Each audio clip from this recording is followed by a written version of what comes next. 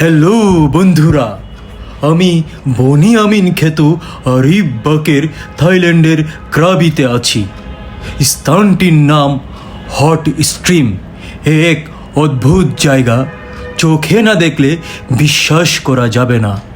আমরা সাধারণত ঝর্ণা বা পাহাড়ের পানি ঠান্ডা পেয়ে থাকি, কিন্তু এই জায়গাটার ঝর্ণার পানি 45 ডিগ্রি সেলসিয়াস গরম পানি পাহাড়ের পাদদেশ বেয়ে বয়ে চলছে।